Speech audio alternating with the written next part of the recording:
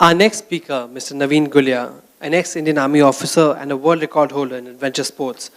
Navin is a multiple award-winning and internationally acclaimed author, orator, and social worker. He's won awards like the National Role Model Award 2007, Times of India Global Indian of the Year Award 2005, Limca Book People of the Year Award 2005, and if I go on, then I will get tired. May I invite Mr. Navin Gulia on stage, please.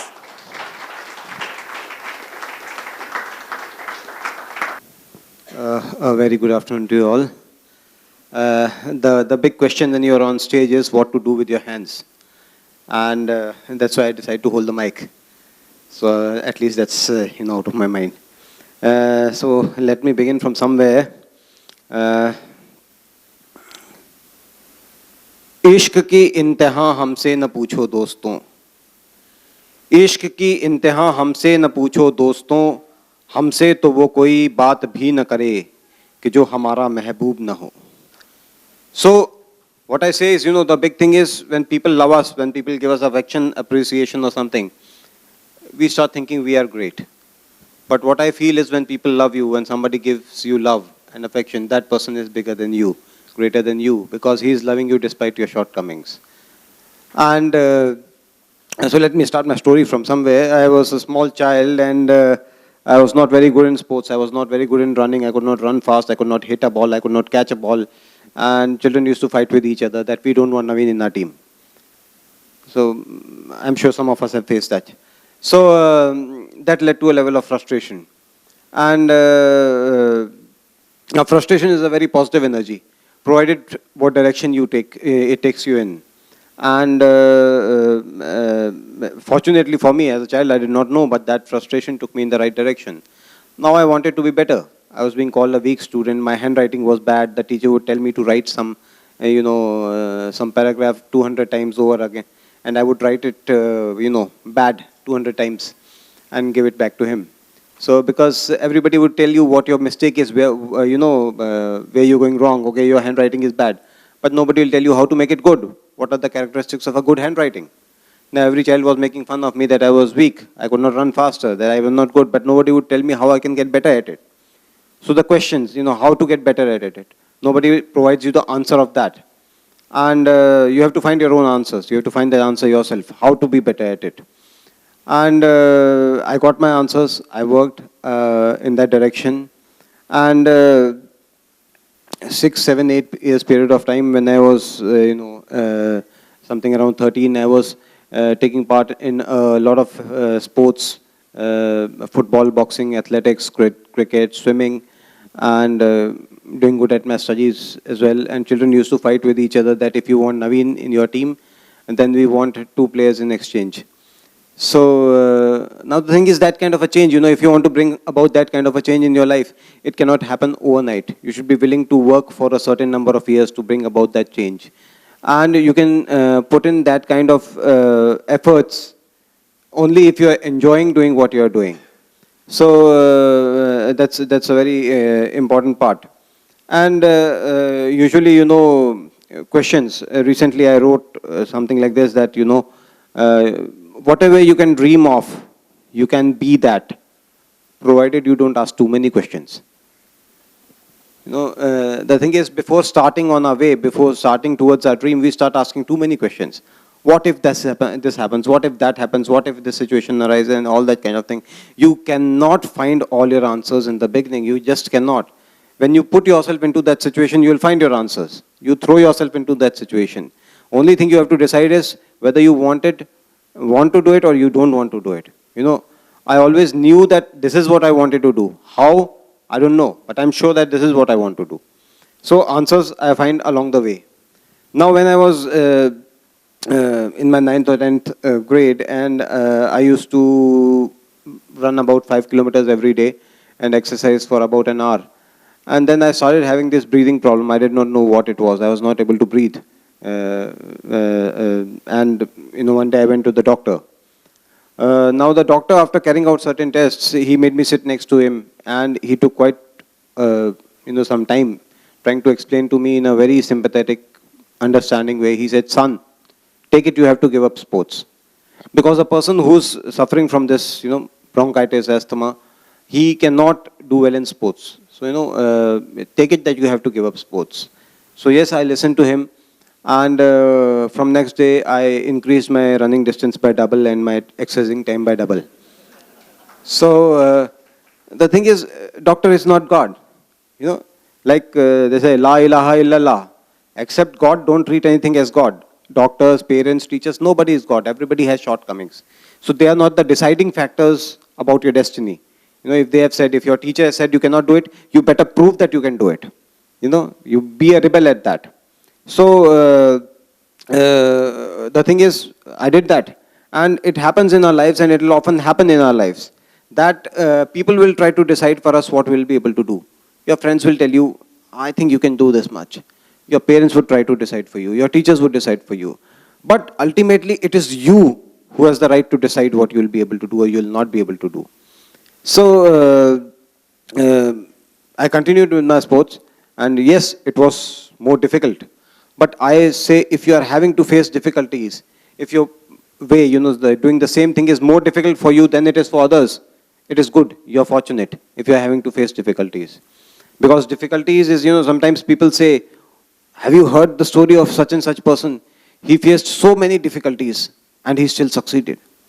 I say, I would be surprised if he did not have to face difficulties and then succeeded. Because you succeed only against difficulties and challenges. I have an Urdu couplet which I have dedicated to difficulties in my life, and it goes something like this. It says, "ऐ खुदा दे कुछ और तकलीफ मुझे, ऐ खुदा दे कुछ और तकलीफ मुझे, नई कोई चुनौती तो दे, कि जिंदगी को और जीने को जी चाहता है। कुछ तो आंधियों को उठा, कुछ तूफान तो हो, कि आसमानों को फिर छूने को जी चाहता है." So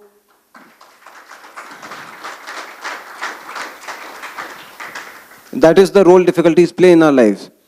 And now when I was 18, I joined the National Defense Academy, and my seniors, just to pull my leg, they said, which corps of army would you want to join? I said, I want to become a commando, a para-commando, special forces. So they laughed. They said, 4 days of training and you'll change your mind. 4 years of training and I did not change my mind. This question was asked to me again and again. Now what's the big thing? The big thing is not that I want to become a commando. Nothing big about that. Nothing great about that. The big thing is that I did not compromise with my dreams. Because when we make a compromise without realizing, we make ourselves weak. How? Because the basic purpose of a compromise is to make things easy. And things will never be easy. You decide to marry the girl of your parents' choice. Why? Because you think, okay, if it works out good, if it does not, I'll blame my parents. It's an easier choice to make. And life will never be easy. So when you make a compromise, you are not prepared to face difficulties in your life. If it is your dream, you don't mind if you don't get food to eat one day. If you have to face difficulties, if you don't have the comforts. So you don't mind it because that's your dream. Sometimes people say, what if I fail? I say, I would any time prefer to fail in the dream of my choice. I would any time prefer that than to succeed in a dream of somebody else's choice. So that's what happened. And now, like in army, you are taught, if you think that your enemy can attack you from 3 possible directions. There are 3 routes from which your enemy can come. He'll always come from the 4th one. And that is because that is his job profile, that is his job requirement. He should not come from where you're expecting him. So that's true about life also. The difficulties, the challenges, the things that we want to face in our life, what we are prepared to face, our real difficulties and challenges will not come from there. You don't get difficulties and challenges of your choice in your life. How you face them, that is your choice. So I had completed my training, everything was going fine, my dreams were right in front of me, and I was thinking of completing my training, going and meeting the girl, proposing to the girl, and looking forward to my life. And I met with this accident, and my neck broke while taking part in a sporting competition. I lay there on the hospital bed, not being able to breathe, not being able to move. Only my eyes worked. And the doctor said chances of surviving 3 days, if he survives 3 days, maybe his body will be he'll be stable and he can survive. And yeah, that was the time. So everything was taken away from me in one instant. And beginning from scratch, it was as much of a scratch, as little of a scratch as it can be. And I have an Urdu couplet dedicated to that time. It goes something like this. ऐसे रुखसत हुए हमारे जनाजे से वो, ऐसे रुखसत हुए हमारे जनाजे से वो कि फिर मुड़ के नहीं देखा, फिर याद नहीं करते। नवीन ये इल्म नहीं उनको, हम जैसे आशिक मौत से मरा नहीं करते।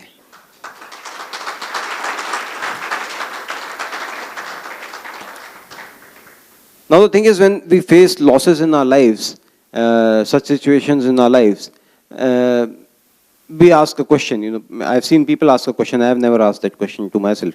The question is, why me? Why did it happen to me? And many people, many philosophies, many religions have answered it in different ways. Why me? Why did it happen to me? I find the question stupid. Why wouldn't it happen to me? How come I was so naive to think that it would not happen to me? Why was I the chosen one? Why was I the special one? If the world has to die, why won't I have to die? Why won't I have to face the difficulties? So it would be stupid of me to think that I would not have to face difficulties in my life or losses in my life. And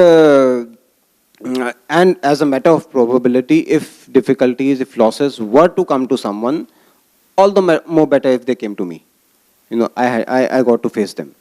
And so yeah, we can just, where are we? I think we have already moved ahead in the presentation. Can we go back? Back. Yeah, okay. A couple of pictures from my training days. If you go to the next picture. I knew what fitness means. Next. Sometimes people empathize, oh, person in a wheelchair, he cannot walk. I say, what about those who can? Are they running marathons? They're not. Walking is no achievement as such. I don't treat it as any achievement. Next. Okay. This is a post-injury photograph, the condition in which I had to remain. That was about 20 years back. I know I still look young. I enjoyed my life before, I enjoyed it even more after. At least that works for me to believe that. And sometimes people say, what if you would not have got injured? What if you would not have got injured? Would you have achieved more? Would you have achieved less? I don't think that much. The place from where I come, there's a proverb translated into English. It would mean, if my aunt had a mustache, I would call her uncle. So, why do so many ifs and buts and all those kind of things? So, I don't know. The thing is that I am enjoying my life, maybe more after. Next. Whenever in your life you are, people are always deliberating whether this decision is right, whether to do or not to do. I always say, whenever in life you are in a doubt whether to do or not to do, do. Because the regret of not doing something is bigger than the regret of doing. So it's always better to do. So whenever I get an opportunity, I, do that activity whichever I want to. Next.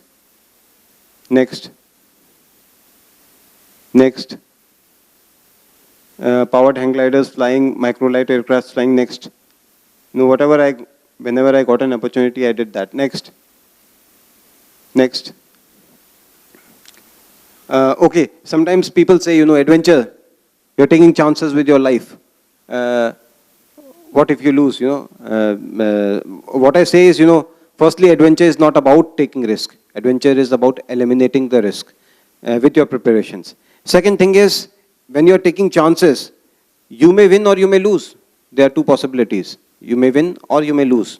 If you don't take your chances, you have chosen to lose. So it's better you take a chance. At least you have a chance to win. Next. Okay, this was a mountain stream I had to drive through, and I was driving an 18-year-old car, small car, which was there in the photograph. And when the stream came in front of me, and a 15-year-old student of mine was with me, and he said, sir, put the car to a side, it will get stuck. So I said, no, I'm taking it inside the stream. Why? Because 3-4 kilometers back, I had overtaken a truck. And I knew if I get stuck in the middle, the truck people will have to help me. You know, if I parked it by the side, they may go, they may not help me. So it is okay to be a little shrewd in your life. Next. If it helps, it's good enough. Next. Next. Yeah, this is the so-called record expedition which I did, driving non-stop for 55 hours from New Delhi to Marsimek. That is 18,632 feet height in 55 hours. Next. Next. Next. Next. A couple of rewards that followed, awards and all. Next. Next. Next. Next. Next. Next. Yeah, this is an organization I run. So-called underprivileged children. You know, I don't think those children are underprivileged. They are privileged children because they are much more happier than normal children. They appreciate everything much more. They are tougher to face life. So I don't know how we can, you know, I don't know. I'm gaining much more by working for those children than maybe those children are benefiting from me. And you know, it's our human instinct that we try to grab more for ourselves, grab fame, grab attention, grab resources for us. And till the time we grab, we are not happy. We are not, you know, whatever amount we are able to achieve in our lives will